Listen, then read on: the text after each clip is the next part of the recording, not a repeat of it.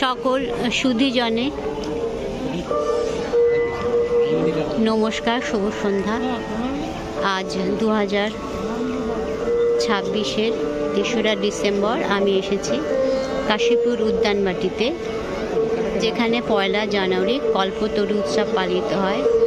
লাখো লোকের সমাবেশ হয়, কারণ এই পূর্ণ দিনে শ্রী শ্রী রামকৃষ্ণ পরমহংসদেব এখানে কল্পতরু লাভ করেন, যার জন্য লাখো লোকের সমাবেশ।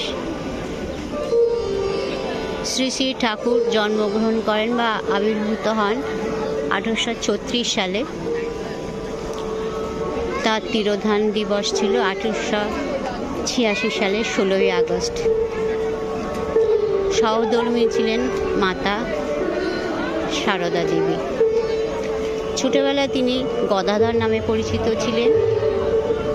পিতা ক্ষুদিরাম চট্টোপাধ্যায়, মাতা চন্দ্রমণি দেবী।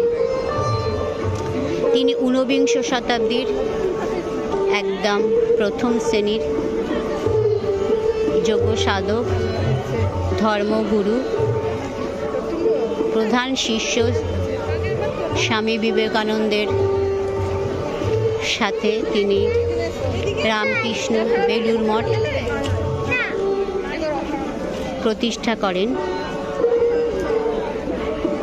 স্বামী বিবেকানন্দের সাথে বা স্বামী বিবেকানন্দের দ্বারাই তার যে আদর্শ, হিন্দু ধর্মের আদর্শ, সারা পৃথিবীতে প্রচারিত হয়, প্রসার লাভ করে। যত মত তত পথ বা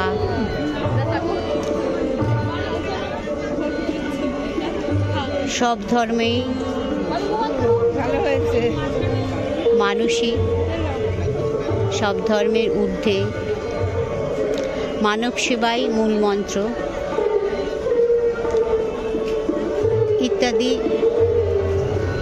মহান আদর্শে তিনি বিশ্বাসী ছিলেন। এই আদর্শই প্রচার করেছেন সবার উপরে মানুষ সেবাই শ্রেষ্ঠ সেবা, এবং সমস্ত ধর্ম, বৌদ্ধ, খ্রিস্টান,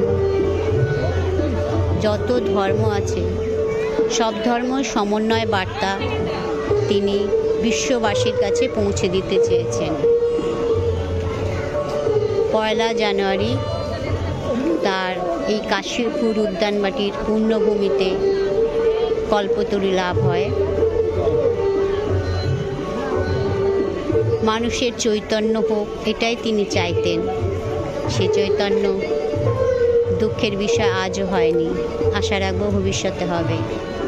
সকলে চেষ্টা করবেন তার আদর্শকে প্রতিষ্ঠা করতে অন্তরে বাহিরে। আজ এই পর্যন্ত। চৈতন্য হোক সবার।